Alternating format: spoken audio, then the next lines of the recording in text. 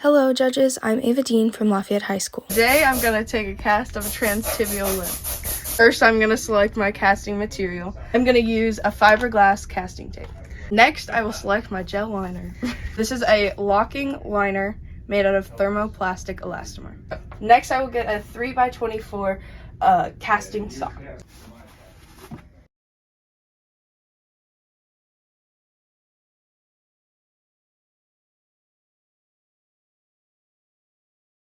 For patient Alex. Before we can cast the patient, we prep them with the gel liner they're going to use for their prosthesis and have that white side up as I show in the video. We make sure there's no wrinkles within their skin and we get it as far up as we can. We try and get it above the epicondyles of the femur. Next, we're going to saran wrap around the liner so we don't destroy the liner during the casting process. This also aids in the ease of pulling off the cast once it's completely hardened. Finally, to prep our patient, we use that casting sock and we get it all the way up as far as it'll go without any seams. Now, as you can see in the video, I'm finding the patella and having the patient relax their limb.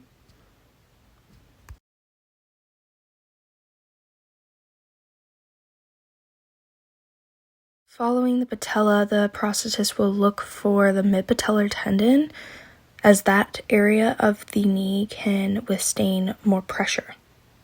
Now to continue the process, I'm starting to feel for the tibia. We're trying to find the distal end and connect it so that during modification, the prosthetist is able to modify the model since the tibia cannot withstand more pressure. I'm identifying the pressure-sensitive areas and the pressure-tolerant areas. So now the prosthetist will look for the tibular head and they will try and connect that to the distal tibula. Next, I try and find the epicondyles of the femur to create a boundary for the prosthesis to end. So now we'll begin the casting process. The fiberglass casting tape is activated by moisture, so that is why there's a bucket of water. Once that is activated by moisture, you're on the clock because it'll start setting as soon as it's started unraveling. So when casting, the prosthetist makes sure that there is no wrinkles in the casting material, make sure the patient is relaxing their limb, and make sure they get an even coat of the casting material all across the patient's limbs, making sure they correctly cap off the distal end of the limb. The cast also begins setting when heat is applied. The prosthetist will also use heat to try and capture the patient's limb size and shape. Cast is hard. With the ease of the saran wrap, the cast should come right off, and the prosthetist will see their marks and check it against the patient's limb. Since the cast is hardened, the technician will take it in the back and prep it to create the positive model. First, they take some tape and create an extra barrier in case plaster gets outside. Then they will take a pencil and trace over the markings the prosthetist created so that they know where to modify. Then they prep the plaster, 2 parts water, 2 parts vermiculite, and 2 parts plaster to create a softer plaster for ease in modification. Once the plaster is mixed, it will start setting almost immediately, so it will quickly be poured into the cast.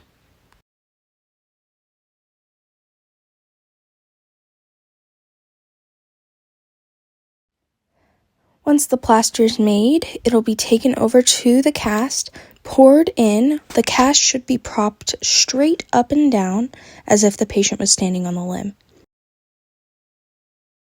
Once the plaster is in the cast, a pipe is placed perpendicular to the ground with a few inches left from the bottom of the cast.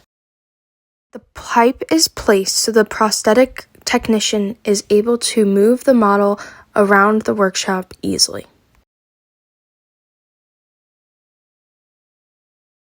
With the plaster hardened, the technician will then turn the model posterior and create a cut and try and remove the cast.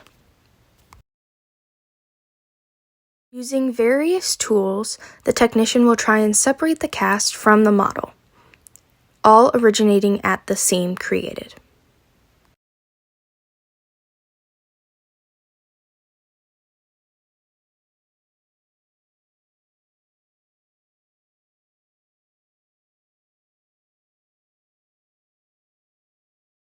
Oftentimes, tools aren't enough. It seems force is needed to pull the cast off.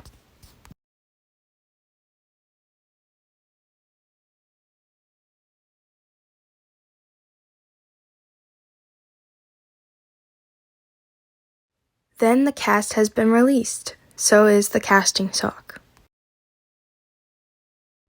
And there you have it. All of the marks transferred on to the positive model from the cast. And that's how you do a transtibial cast to create a positive model for prosthetics.